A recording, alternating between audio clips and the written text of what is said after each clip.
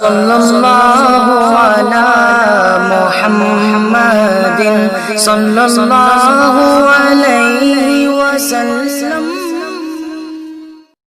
بسم اللہ الرحمن الرحیم ان الحمد للہ نحمده ونستعینه ونستغفره ونؤمن به ونتوکل علیہ اعوذ باللہ من الشیطان الرجیم بسم اللہ الرحمن الرحیم لن ینال اللہ لحومها ولا دماؤها ولكن يناله التقوى منكم كذلك سخرها لكم لتكبروا الله على ما هداكم ولعلكم تشكرون۔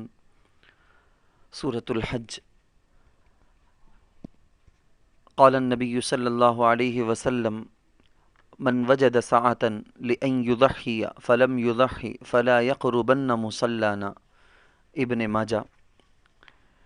میرے محترم اسلامی بھائیوں اور بہنوں، یہ مہینہ جو چل رہا ہے یہ ذی قعدہ کا مہینہ ہے۔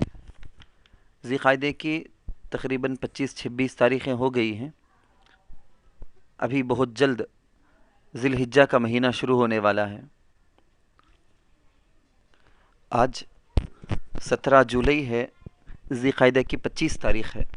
25 تاریخ، ابھی 4 یا 5 دن باقی، ذی قعدہ کا مہینہ ختم ہو کر ذی الحجہ کا مہینہ شروع ہو جائے گا۔ ذی الحجہ کے مہینے کے بارے میں ایک حدیث شریف ہے، مشکات شریف میں حضرت ام سلمہ رضی اللہ عنہا روایت کرتی ہیں، اللہ کے رسول صلی اللہ علیہ وسلم نے فرمایا اذا رأيتم ہلال ذی الحجۃ واراد احدکم ان یضحی فلا یأخذن من شعره واظفاره۔ حضرت ام سلمہ روایت کرتی ہیں کہ اللہ کے رسول نے فرمایا صلی اللہ علیہ وسلم، جب تم ذی الحجہ کے مہینے کے چاند کو دیکھو، ذی الحجہ کا مہینہ شروع ہوگا، وہ چاند کے دیکھنے سے پتہ چلتا ہے، جیسا کہ ہر اسلامی مہینے کا اصول ہے۔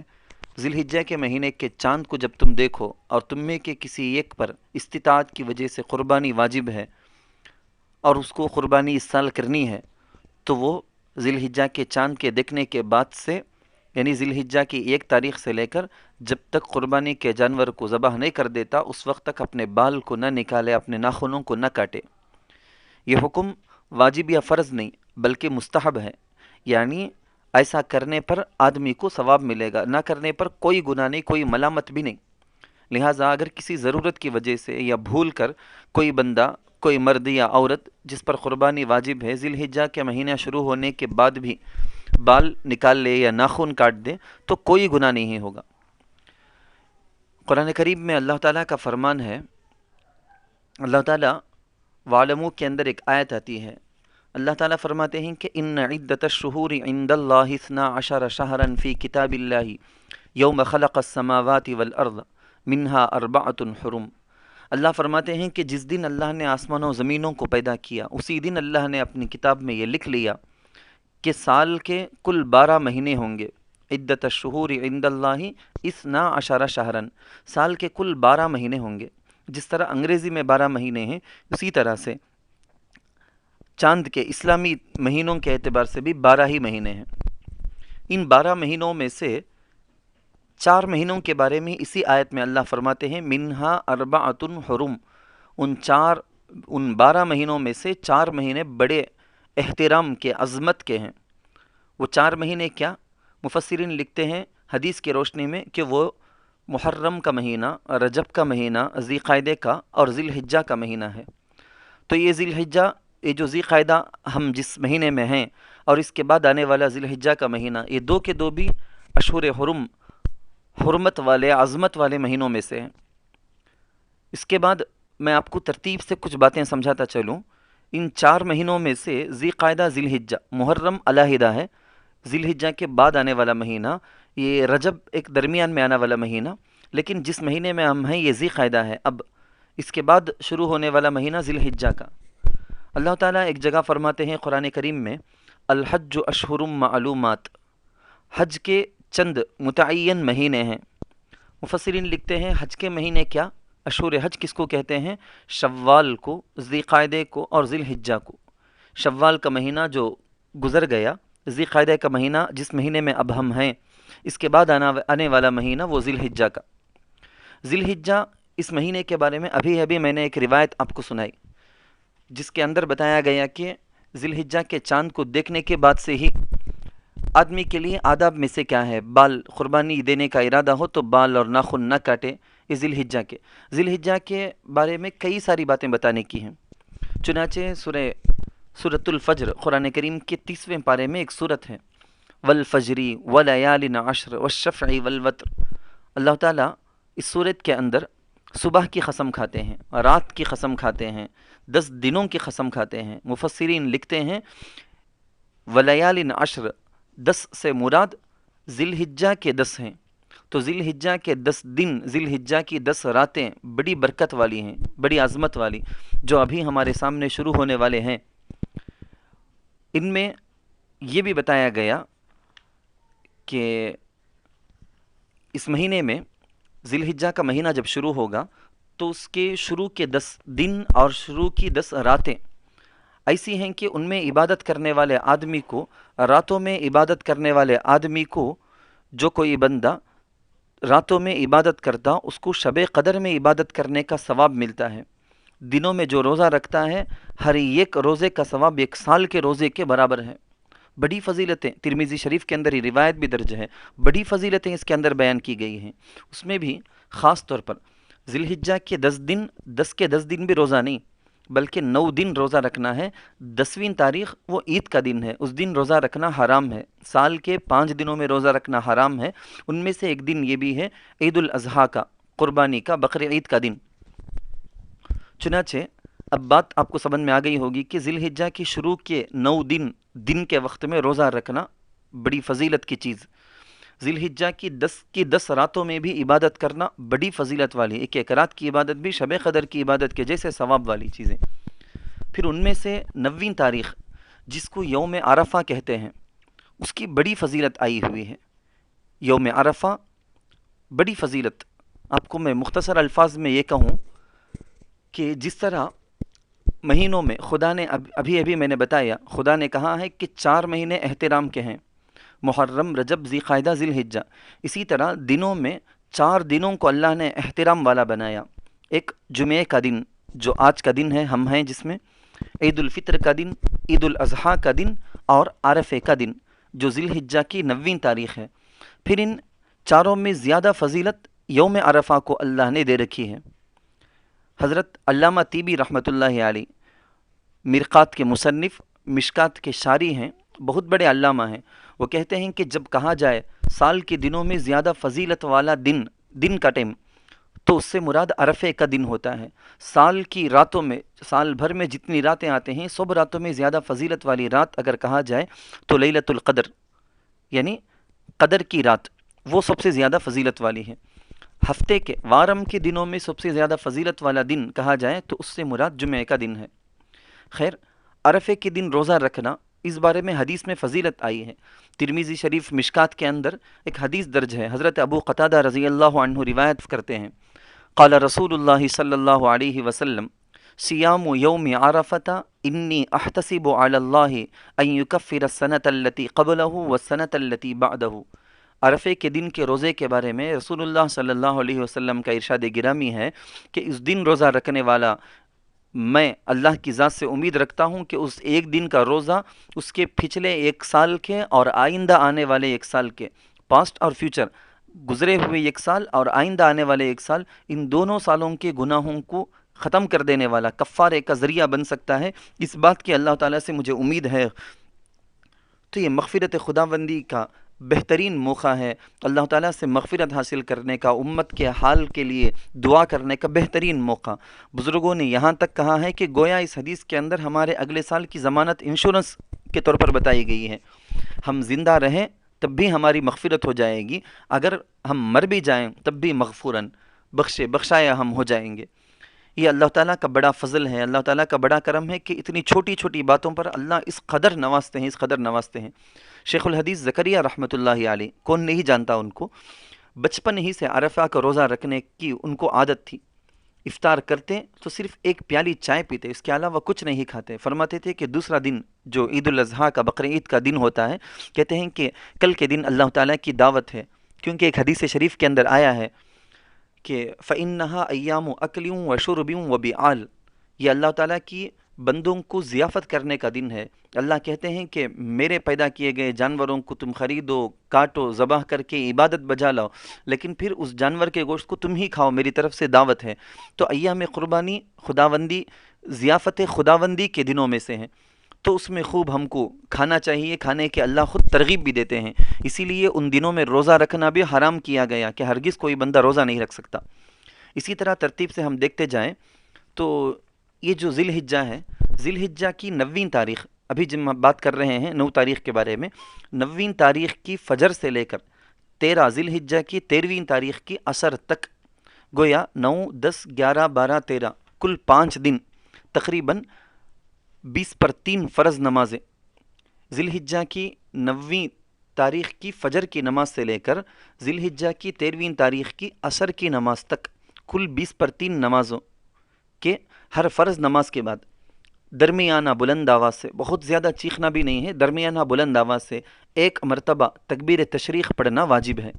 عورتیں آہستہ پڑھیں، مرد آواز سے پڑھیں۔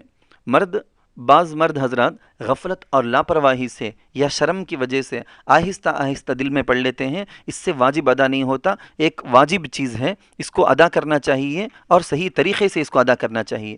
تکبیر تشریق کے بارے میں بھی روایتوں کے اندر آیا ہے، حضرت ابراہیم علیہ السلام اپنے بیٹے حضرت اسماعیل علیہ السلام کو اللہ تعالیٰ کے لیے قربانی کر دینے کی خاطر، اللہ جس طرح سے اللہ نے خواب میں دکھایا تھا اس کی خاطر لے کر نکل گئے۔ انہیں پتہ نہیں تھا، آخری مومنٹ تک بھی، آخری وقت تک بھی ان کو پتہ نہیں تھا کہ میرے بیٹے اسماعیل کے بدلے جنت سے دمبا اتار دیا جائے گا۔ فلما اسلما وتلہ للجبین، جب چاقو چل گئی، چاقو چل رہی ہے لیکن کام نہیں کر رہی، تو اوپر سے حضرت جبرائیل علیہ السلام نے ندا دی کہ چاقو مت چلاؤ، نہ ذبح کر دو، کیونکہ اسماعیل کے بدلے جنت سے دمبا لے آ رہا ہوں۔ تو انہوں نے آواز دیا اللہ اکبر اللہ اکبر، تو حضرت اسماعیل علیہ السلام نے بدلے میں دمبے کے ذبح کو دیکھ کر وہ پڑھنے لگے، کہنے لگے لا الہ الا اللہ اللہ اکبر۔ یہ دونوں کو دیکھ کر حضرت ابراہیم علیہ السلام نے کہ بدلے میں دمبا ذبح ہوا ہے، تو وہ کہنے لگے اللہ اکبر وللہ الحمد۔ یہ ہے جذبہ ایمانی احساس کے ساتھ، اسی کا خیال کرتے ہوئے، تصور کرتے ہوئے ہم بھی پڑھیں، گویا ہم قربانی میں جانور کو ذبح کریں گے، گویا ہمارے بیٹے کا بدل ہے، ہمارے بیٹے سے ہم کو بڑی محبت ہے، لیکن خدا کے لیے ہم سب کچھ قربان کرنے کے لیے تیار ہیں۔ اس کا احساس رکھتے ہوئے دل میں پڑھیں کہ ہم کو اللہ نے اتنی تو چھوٹ دے دی ہے کہ بیٹے کو ذبح کرو بولنے کے بجائے جانور کو ذبح کرنے کا حکم دیا ہے اللہ نے۔ الغرض اب بات آتی ہے یہ 9 سے 13 تک، یہ 5 دن ذی الحجہ کی 9ویں تاریخ سے 13 تاریخ تک، ان 5 دنوں میں سے درمیان کے دن اگر نکالیں 10، 11، 12، شروع میں 9 کو، آخر میں 13 کو اگر چھوڑ دیں تو درمیان میں تاریخیں آتی ہیں 10، 11، 12، ان کو کہتے ہیں ایام اضحیہ۔ قربانی کے لیے جس جانور کو ہم ذبح کرتے ہیں نا، اس جانور کو عربی میں اضحیہ، اضحیٰ یہ سب کہتے ہیں۔ اسی قربانی کے اس جانور کی مناسبت سے ان 3 دنوں کا نام قربانی کے دن کے طور پر ایام اضحیہ پڑا ہے۔ تو قربانی کے یہ 3 دن ہیں۔ قربانی ایک اہم عبادت ہے، اسلام کے شعائر میں سے ہے، قرآن اور حدیث سے اس کا ثبوت ہے۔ قربانی ہر عاقل بالغ مسلمان مقیم پر جو سفر میں نہ ہو اس پر واجب ہے، وہ مرد ہو یا عورت، بشرطے کہ قربانی کے دنوں میں اس کے پاس 612 گرام 360 ملی گرام چاندی یا اس کی قیمت کے بقدر سونا یا اس کے بقدر پیسے یا اس کے بقدر زائد سامان ہوں جو استعمال کے نہ ہوں، جو کہ اس کی اصلی بنیادی ضرورتوں کے علاوہ ہو۔ یہ سب پیسوں کا حساب اس وقت دیکھا جائے گا جبکہ اس کی بنیادی ضرورتیں، اصلی ضرورتیں ہیں نا، حوائج اصلیہ جن کو کہتے ہیں، اس کو چھوڑ کر زائد ہو۔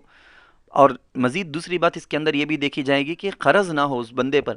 اگر اس بندے پر قرض ہے اور قرض کے پیسے کو نکال کر دیکھنے کے بعد بھی نصاب کے بقدر پیسے اس کی ملکیت میں رہتے ہیں تو تب اس پر قربانی واجب، جو آج کل کے حساب سے 30 پر 1800 روپے تقریباً ہوتے ہیں۔ اتنی مقدار پیسے ان 3 دنوں میں جس مرد یا عورت کے پاس ہوں گے، بالغ کے پاس ہوں گے، تو ان پر قربانی واجب ہوگی۔ قرآن کریم کے اندر، حدیث کے اندر اس کے بارے میں فضیلتیں، اس کے بارے میں باتیں ثابت ہیں۔ قربانی ایک ایسی عبادت ہے کہ اس کا ثبوت قرآن سے بھی ہے، حدیث سے بھی ہے، سب سے ثابت ہے۔ ان دنوں میں قربانی کرنے پر بڑی فضیلت بتائی گئی ہے۔ اللہ کے رسول صلی اللہ علیہ وسلم نے فرمایا کہ ان 3 دنوں میں قربانی سے بڑھ کر کوئی عبادت اللہ کو پسندیدہ نہیں ہے۔ اللہ تعالیٰ کو یہ قربانی کی عبادت بڑی پسند آتی ہے۔ روایتوں کے اندر آتا ہے، اس کے قربانی کے نہ کرنے کے بارے میں وعیدیں بھی ہیں، فضیلتیں بھی آئی ہیں۔ میں ایک فضیلت اور ایک وعید سنا کر آگے بڑھوں۔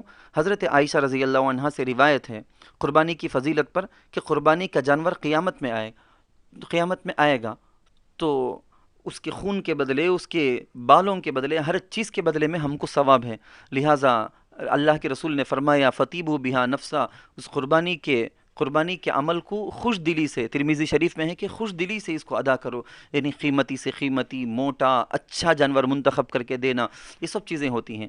حضرت مولانا مفتی سعید صاحب رحمۃ اللہ علیہ دارالعلوم دیوبند کے مائع ناز استاذ شیخ الحدیث، استاذ الاساتذہ، صدر المدرسین جو رہے ہیں، حضرت کے بارے میں ابھی قریب میں ایک آڈیو میں بات آئی تھی کہ حضرت ہمیشہ بہت زیادہ قیمتی، بہت عمدہ، فربا، موٹا تازہ ایک بکرا اللہ کے رسول صلی اللہ علیہ وسلم کے نام سے ذی الحجہ کے قربانی کے پہلے دن ذبح کرتے تھے رسول اللہ صلی اللہ علیہ وسلم کی طرف سے، دوسرے دن اپنی طرف سے، تیسرے دن اپنی بیوی کی طرف سے ذبح کرتے تھے۔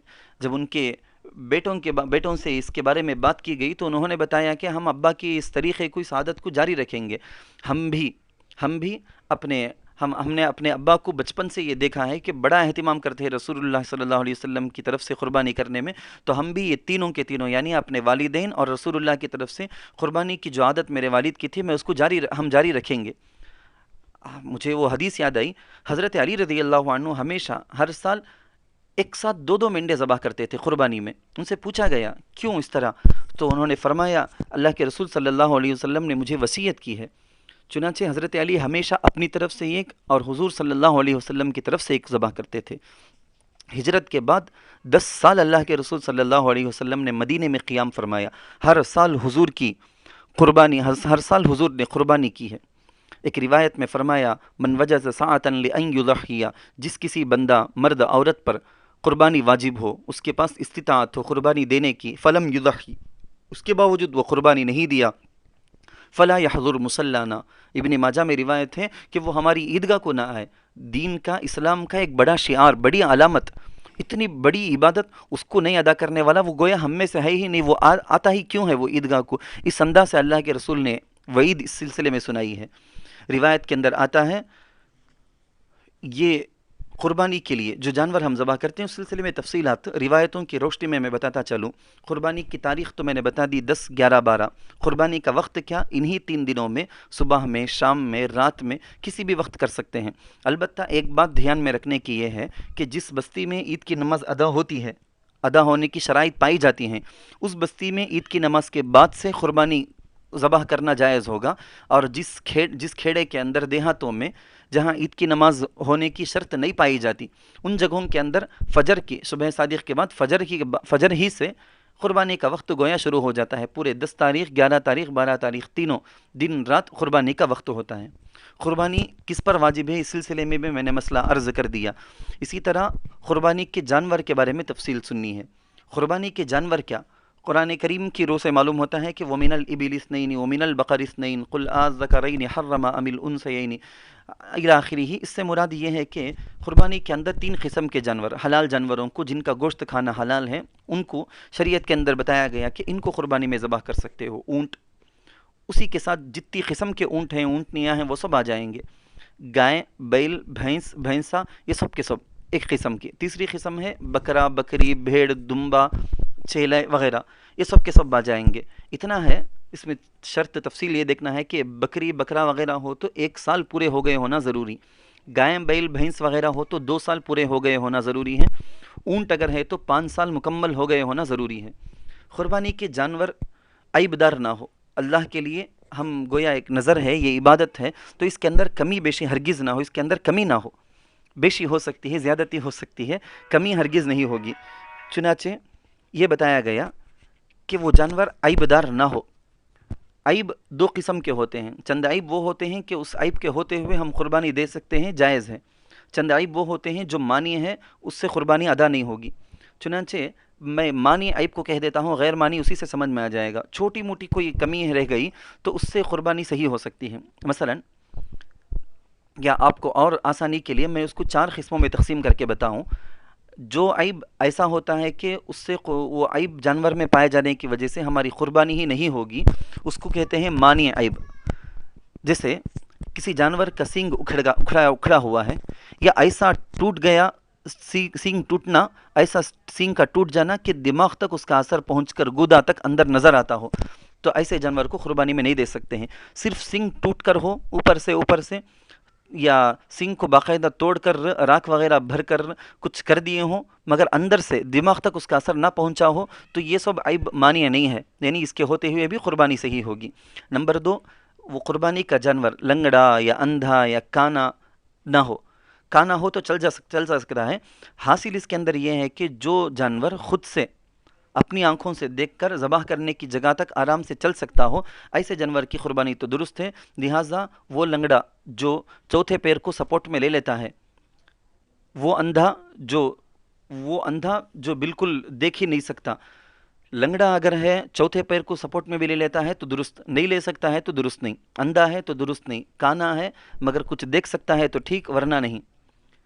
جانور کی دم یا جانور کا کان 1/3 3 حصہ اگر کر لو آپ، اس کی دم کو 3 حصوں میں ہم تقسیم کریں تو اس کا تیسرا حصہ کٹ گیا ہے، کان کا، دم کا تیسرا حصہ اگر کٹ گیا ہے تو کوئی بات نہیں. تیسرے حصے سے زیادہ اگر کٹا ہے تو درست نہیں. تیسرا حصہ یا تیسرے حصے سے زیادہ، دوبارہ کہتا ہوں، تہائی حصہ یا تہائی سے زیادہ اگر کٹ گیا ہے تو درست نہیں، تہائی سے کم ہو تو درست ہے.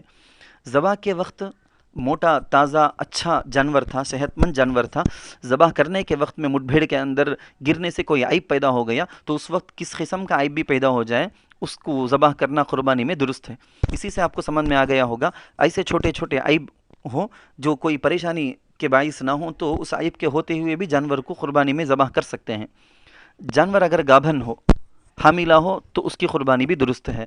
خصی جانور اگر ہو تو اس کی قربانی درست ہے، بلکہ یہ افضل بھی ہے. یہ بانج اگر جانور ہو، بچے ہی نہ ہوئے ہوں تو اس کی قربانی بھی درست ہے، اس میں کوئی حرج نہیں.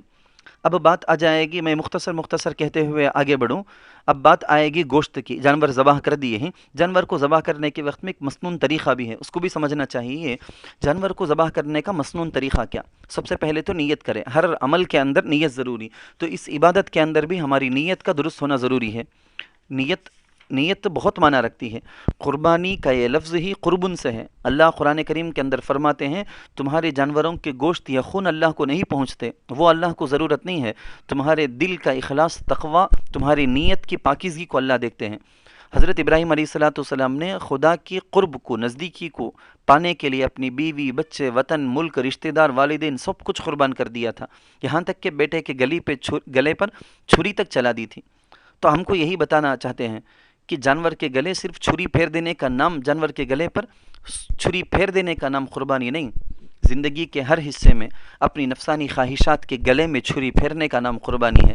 اپنی صلاحیتوں کو دین کی خدمت میں صرف کر دینے، قربان کر دینے کا نام قربانی ہے. الغرض بات ادھر سے ادھر نکل گئی ہے. اس عمل کے اندر بھی اخلاص کا ہونا بہت ضروری ہے. چنانچہ سب سے پہلے ہم نیت کریں، جانور کو بائیں پہلو قبلے کی طرف لٹا دیں، ہم بھی قبلے کی طرف متوجہ ہو جائیں. ہمارے ہاتھ میں، یعنی ذبح کرنے والے آدمی کے ہاتھ میں چھری ہو اور وہ یہ دعا ذبح سے پہلے پڑھیں. آیت کریمہ ہے انی وجہت وجہی للذی فطر السماوات والارض حنیفا وما انا من المشرکین ان صلاتی ونسکی ومحیای ومماتی للہ رب العالمین لا شریک لہ وبذلک امرت وانا اول المسلمین. یہ دعا پڑھیں. وانا من المسلمین بھی دعا کے اندر ہیں، یہ پڑھیں. پھر پڑھیں اللہم منک ولک، پھر بسم اللہ اللہ اکبر کہہ کر جانور کو ذبح کریں. ذبح کرتے ہوئے 4 جو رگ ہیں، غذا کی، سانس کی اور خون کی، 4 رگوں میں سے کم 3 کا تو کٹ جانا ضروری ہے. 4 کے 4 بھی کٹ دیں اچھا ہے، گردن سے بالکل کاٹ کر جدا نہیں کر دینا چاہیے، یہ غلط ہے. یہ ذبح کر دینے کے بعد یہ دعا پڑھیں اللہم تقبل منی، یا اللہ میری طرف سے اس کو قبول کر لے، کما تقبلت من حبیبک محمد و خلیلک ابراہیم علیہم الصلاۃ والسلام، جیسے تو نے اپنے حبیب حضرت محمد مصطفیٰ صلی اللہ علیہ وسلم سے اپنے خلیل ابراہیم علیہ السلام سے قبول کیا تھا ویسے ہی قبول کر لے۔ اگر ذبح کرنے والا کوئی دوسرا ہو، قربانی کے جانور کا مالک نہ ہو، وہ کوئی دوسرا ہو، تو جس کی طرف سے یہ قربانی ہے اس کا نام لے لے، اللہم تقبل من زید، اللہم تقبل من عمر، بلکہ جس کی طرف سے قربانی ہے اس کا نام لے لیں۔ یہ ساری چیزیں یاد ہو تو آسانی ہو تو پڑھ سکتے ہیں، ورنہ صرف بسم اللہ اللہ اکبر کہہ کر ذبح کر دے تو بھی چلے گا، یہی ضروری بھی ہے۔ وَلَا تَأْكُلُوا مِمَّا لَمْ يُذْكَرِ اسْمُ اللَّهِ عَلَيْهِ وَإِنَّهُ لَفِسْقٌ فَكُلُوا مِمَّا ذُكِرَ اسْمُ اللَّهِ عَلَيْهِ۔ یہ آیتوں کی روشنی میں یہی بات صاف ہے، واضح ہے۔ بہرحال جانور کو ذبح کرتے ہوئے جانور کو تکلیف میں نہ ڈالیں، دوسرے جانور کے سامنے کسی ایک جانور کو ذبح نہ کریں، جانور کے ٹھنڈا ہونے سے پہلے گردن الگ کر دینا یا کھال اتار دینا بالکل غلط بات ہے، یہ سب کام نہ کریں۔ قربانی کے جانور کے بارے میں یہ سب تفصیل۔ اسی کے ساتھ ساتھ گوشت کے بارے میں بولنے سے پہلے میں سمجھتا ہوں کہ آپ کے ذہن میں یہ بھی ہو، حلال جانور کے 7 حرام اجزاء، حلال جانور جو گوشت، یہ جو جانور ہیں جس کو ہم ذبح کرتے ہیں، یہ سب کا گوشت کھانا حلال ہے، مگر اس میں بھی 7 پارٹس اجزاء ایسے ہیں جن کا کھانا حرام ہے۔ نمبر 1 بہنے والا خون جو جانور کے اندر رگوں سے آتا ہے۔ نمبر 2 غدود، خون کے گڈھے جو قسم کی بیماری کے اجزاء ہوتے ہیں، چمڑا اور گوشت کے بیچ میں جمع ہو جاتے ہیں، وہ بھی خون ہی ہے لیکن جمع ہوا خون ہوتا ہے، ڈلا ہوتا ہے، یہ بھی حرام۔ نمبر 3 جانور اگر نر ہے، میل ہے، تو اس کی شرمگاہ پیشاب کی جگہ، اور مادہ ہے فیمیل ہے تو اس کی پیشاب کی جگہ، یہ سب بھی کھانا حرام ہے۔ اسی طرح سے کپورے خصیتین، یعنی مذکر جانور ہے، میل جانور ہے تو اس کی جو گٹلیاں ہوتے ہیں اس کا کھانا حرام۔ پیشاب کی تھیلی مرد جانور کی ہو یا عورت جانور کی ہو، پیشاب کی تھیلی کھانا حرام، پتا کھانا حرام۔ بعض لوگ کہتے ہیں حرام مغز، حرام مغز کے بارے میں اختلاف ہے، صحیح بات تو یہ ہے کہ وہ حرام نہیں ہے۔ بہرحال قربانی کے گوشت کے بارے میں یہ تفصیل ہے کہ یا تو آدمی اکیلے جانور کو ذبح کیا ہوگا صرف اپنے لیے، یعنی اپنی قربانی ادا کیا ہوگا، تو اس گوشت کے بارے میں اس کو مرضی ہے کہ پورا کا پورا گوشت، اگر گھر والے زیادہ ہوں تو پورا گوشت اپنے لیے استعمال کے لیے، کھانے کے لیے رکھ لے، تب بھی عبادت اس کی ادا ہو جائے گی، یا تقسیم کرے۔ تقسیم میں مستحب مسنون طریقہ یہ ہے کہ ایک حصہ اپنے گھر کے لیے، دوسرا حصہ رشتہ داروں کے لیے، تیسرا حصہ غریبوں کے لیے، مسکینوں کے لیے الگ کر دے۔ اور اگر جانور شیر کا ہو، یعنی حصہ ہو، اس میں بڑا جانور ہو، 7 آدمیوں نے حصہ لے رکھا ہے، تو اس کو وزن کر کے تقسیم کر لینا، 7 آدمیوں کا اپنا اپنا حصہ وزن کر کے تقسیم کرنا لازم ہے، اندازے سے نہ کریں۔ اگر گھر کے آدمی ہوں، 2 بھائی ہیں، 2 بہنیں ہیں، گھر ہی میں 7 آدمی ہیں، ان 7 کا حصہ ہے، گھر میں جو ماں باپ اولاد وغیرہ سب ملا کر، تو ایسے وقت میں آپس میں ایک دوسرے کی رضامندی سے اندازے سے بھی اگر تقسیم کر لے تو تب بھی چلے گا۔ اگر دوسرے ہوں، باہر والے ہوں، یا ان میں کا کوئی ایک آدمی بھی اپنا حصہ پورا لینا چاہتا ہے، تب 7 حصے ٹھیک وزن کر کے تقسیم کرنا لازم ہوگا۔ قربانی کا گوشت غریبوں کو دینے کی طرح غیر مسلموں کو بھی دینا جائز ہے، البتہ قصائی کو اجرت میں دینا جائز نہیں ہے، اجرت کے طور پر دینا جائز نہیں۔ اجرت جو دینا ہے وہ دے کر تم اپنی طرف سے خوشی سے کچھ گوشت دے لو، وہ چلے گا، بطور اجرت کے دینا صحیح نہیں ہے۔ کھال جو قربانی کے جانور کا چمڑا ہوتا ہے، اس کے بارے میں تفصیل یہ ہے کہ چاہے تو آدمی خود رکھ لے، اس کو مصلی جائے نماز بنا لے، مشکیزہ بنا لے، جگ وغیرہ لوٹا وغیرہ بنا لے، یا کسی اور مالدار آدمی کو، غریب کو تحفے میں دے دے، یہ سب جائز۔ لیکن اگر اس چمڑے کو بیچ کر پیسے حاصل کر لیا تو اب جائز کی بات نہیں، اب تو واجب کی بات ہے کہ وہ پوری کی پوری قیمت صدقہ کرنا ہی واجب ہوگا، اس کے علاوہ اور کوئی صورت نہیں۔ وقت بہت ہو گیا ہے، کچھ ضروری باتیں اور بھی کہنے کی ہیں جس کو بہت مختصر انداز سے کہتا ہوا چلوں۔